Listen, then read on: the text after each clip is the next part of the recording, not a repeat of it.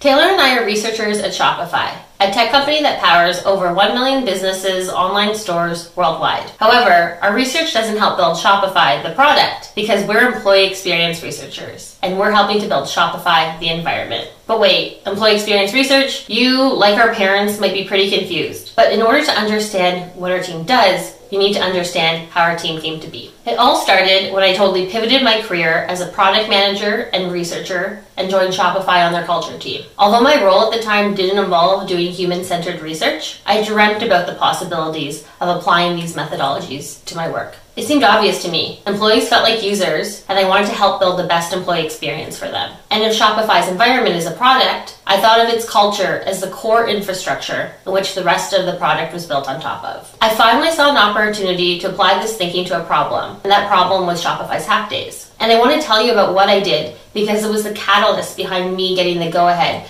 to build the employee experience research team. But first, just a really bit of quick context. Hack Days is a 3-day company-wide event that happens a few times throughout the year. It's a chance for everyone to pause on their day-to-day work and come together to help make Shopify better. And it's not an overstatement to say that it's one of the main ways our culture of innovation and experimentation came to life. And so needless to say, it's also something that our executive team cared a lot about. But I started noticing that Hack Days no longer felt the way it used to. A quick look at numbers confirmed that participation was down, but I had no idea why. This would be the equivalent of seeing engagement slipping on an app, but not knowing what to do about it. And because Hack Days was so core to our culture, and our culture was the foundation in which the entire environment was built on top of, I knew we needed to understand what was happening. And I realized in order to do so, we needed to do qualitative research to pair the why with the what.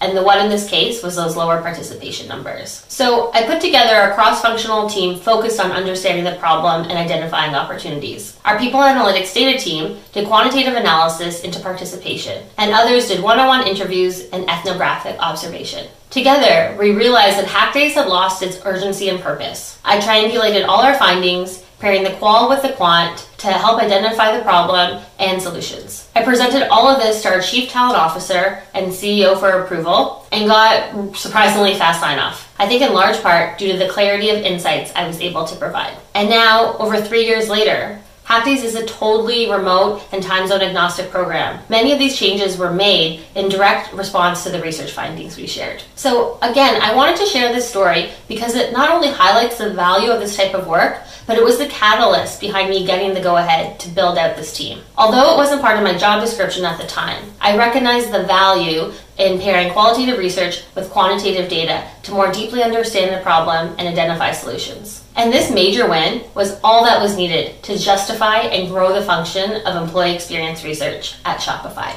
So, I proved that it matters, but now let's talk about the harder stuff, growing a team in this space. Of course, when you do anything in a new context, you're going to have to evolve. And this was more true than ever, because I soon realized that employee experience research is so different than doing research in a product context. Of course, the products we're working on look very different, but the biggest difference I saw was the lack of distance we had between ourselves as researchers and our users, who were employees in this case. The other major difference I saw was that we were working with stakeholders who were completely unfamiliar with the craft of research, because the field of employee experience research was so new. With these differences in mind, our success in building and growing the function of employee experience research at Shopify really boiled down to 3 simple things: the way you prepare for the work, the way you do the work, and the way you share the work. If you ever find yourself in a similar situation, building out research in a brand new context, especially with the lack of distance between yourself and your users, so say doing employee research, or even research with users all from the same company, or even doing field research that requires you to live within a community, you can leverage this framework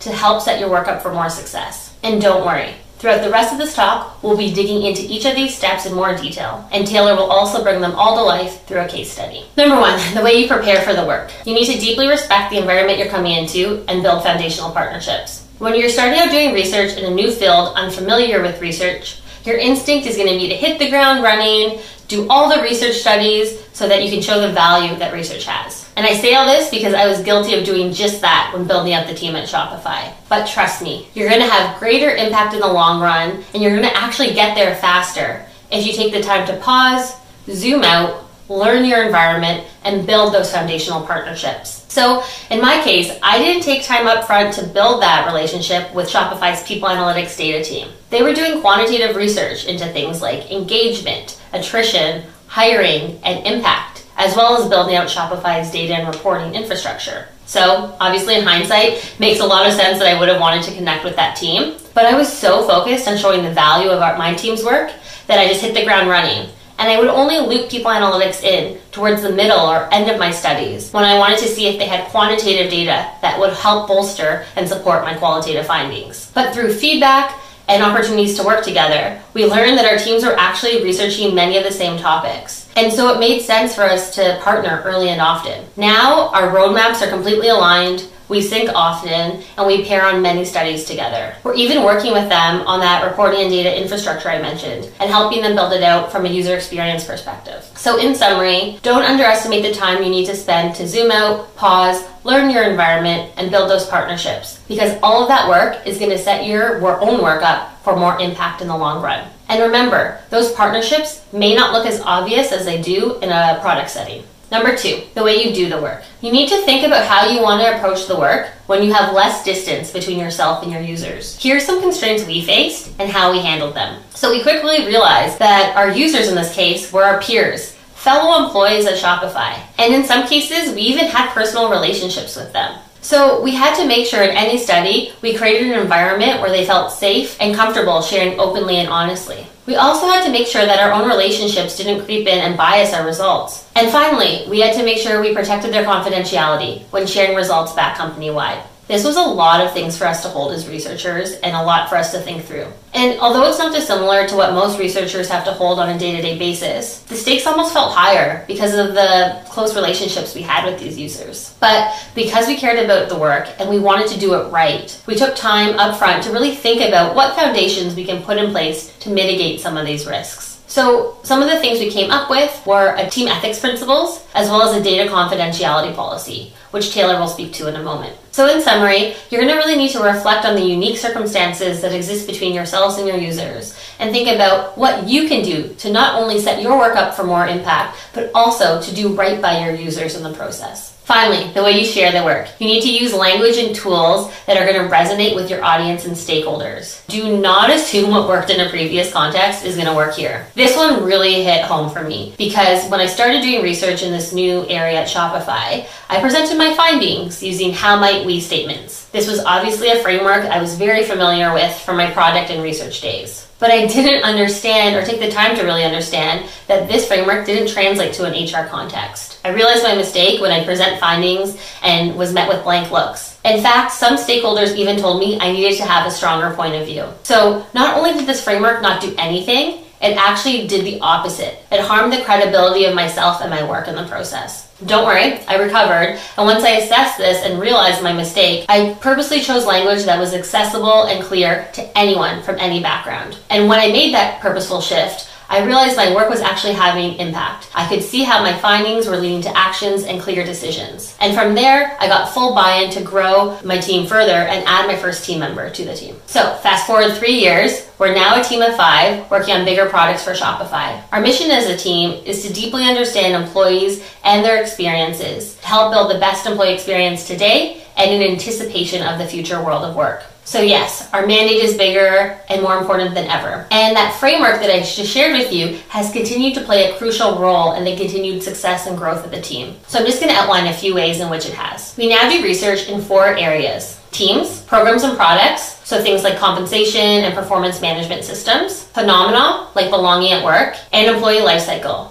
So think about key moments of the employee journey, like onboarding or leaving the company. But although our team had already established itself at Shopify, each time we moved into these spaces, we are met with new stakeholders who were unfamiliar with employee experience research. So again, we had to take time to prepare to do the work with them, zooming out, learning the environment, and figuring out how to best position our work to speak to the value it could have. And now all those relationships have continued to pay dividends as we're continuing to do more impactful work with each of these stakeholders in all these areas. We also purposely select methodologies that will not only set our work up for more success, but also allow us to build trust with our users in the process. So when we're sending a survey, we always include a data confidentiality policy at the top. When we're doing one-on-one interviews, we always choose this methodology to explore any sensitive topics that people wouldn't feel comfortable speaking to in a wider setting. And of course, we always involve users in the solutions through things like usability testing, concept testing, and co-design sessions. And it also goes without saying, but important to call out, that we make sure to follow up with any participants of our studies to share what we learned and how we're using those findings to make decisions, to again, charge their trust with our team in the process. Finally, we've been so successful as a team that our mandate has also expanded. We're adding a new talent insights branch to the team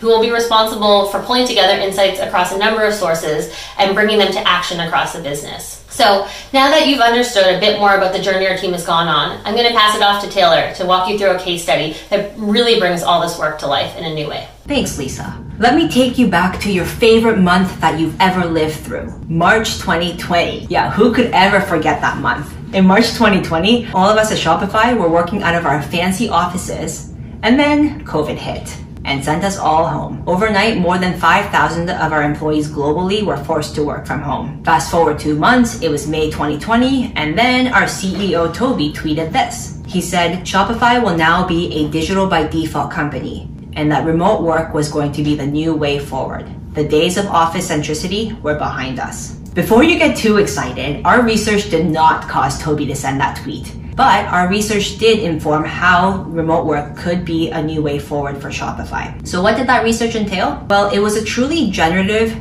early stage research. This study began in March as soon as COVID sent us all home because we knew we had to gather data about this period. We knew that work had fundamentally changed. I mean, some things were more obvious than others, like suddenly we had colleagues juggling laptops and babies, and we had cats making typos for us. But we also had elements that were not as visible to us. We didn't fully understand how our employees were adjusting to this new reality, and we knew we needed to capture data about this time. This research was foundational to building the best workplace of the future. We took a mixed methods approach to this research study, meaning that we launched a series of surveys and we paired this with the qualitative interviews. And because we had built our team using the framework that Lisa just spoke about, our remote life research was a success. Let me walk you through how that framework was applied to this research project. The first phase in building this team is all about establishing those partnerships. Our partnership with the people analytics team paid dividends in March when it became time to move very quickly on the research. We knew that the surveys were the right tool because we had been partnering with people analytics data team for years,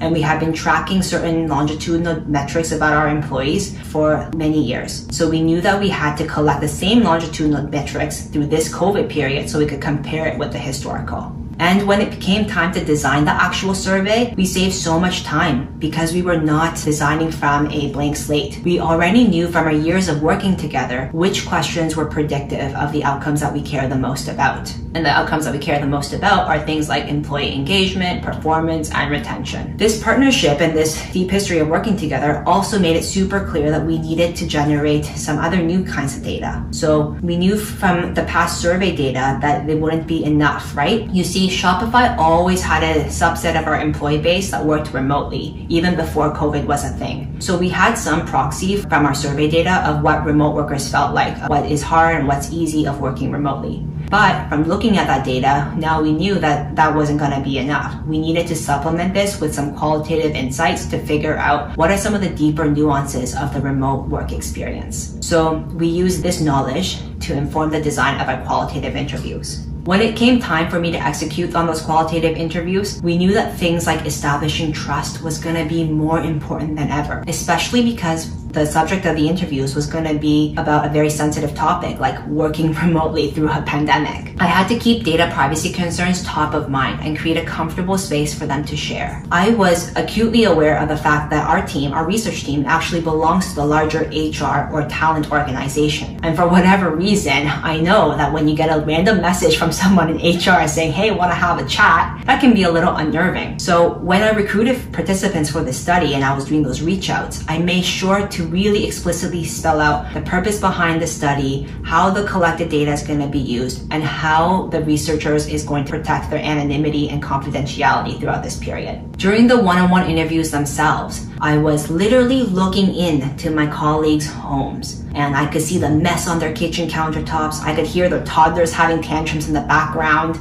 And then layered on top of that, I was asking pretty sensitive, intimate questions about how their performance and productivity was during this pandemic. So how did I ensure that they felt safe sharing their experiences with me? Well, I did two things. I reiterated the purpose of the study, which is to gather some patterns and larger trends about our employees, not rat out any specific individual circumstances. And also, I walked them through all the data privacy protocols I would take to ensure that their participation was kept anonymous. So that's things like deleting any identifiable information from my research notes and really making sure they understood I only share out data in aggregate, never about an individual specific situation. Doing those things was super helpful because immediately the interview participant felt way more comfortable sharing their experiences. And this was crucial because they understood that whatever that was disclosed in our time together was not going to be something that was going to be used to bite them back later on. We had now collected so much rich data about what was easy about remote work, what was difficult, and I was so eager to share these findings. But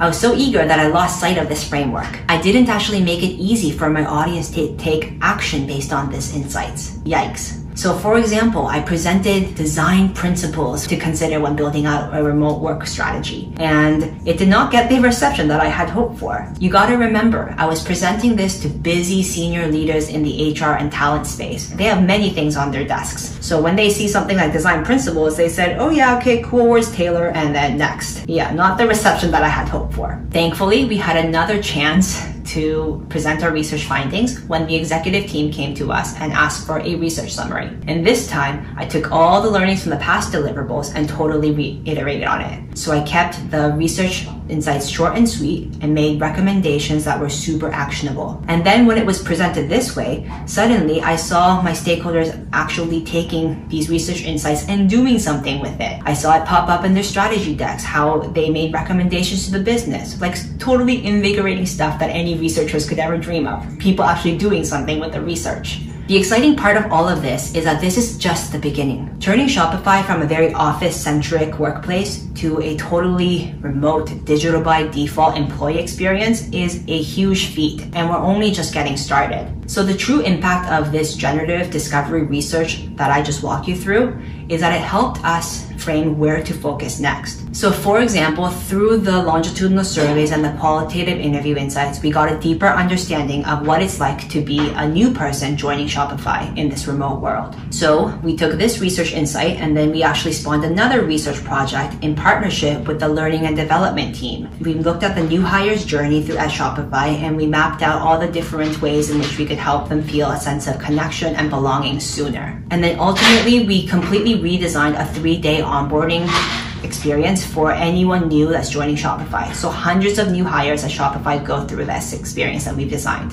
This is just one of the many examples in how our research is being used to build out impactful programs for our employees. And as Shopify continues to build out the future of remote work, our research team is continuing to play a key role in guiding the strategy. What we just shared with you is a journey of how we created the business case for using research skills in a new unconventional field, such as HR or talent in our case. Our story highlights that a researcher's skills can have so much impact in new fields. Researchers know how to frame the problem, how to generate meaningful insights, and more importantly, how to help people take action based on those insights. Our story is one of the many possible ways in which you can use your research skills to have impact in a new domain. But remember, in whatever new field of your choosing, you can't just copy and paste what's worked for you in the product organization to work for you in this new setting. You're going to have to think deeply about what changes you might need to make considering your new environment. So think hard about the 3 different stages of research and consider what changes you might need to make to the way you prepare for the work, how you do the work, and how you share the work. Thanks.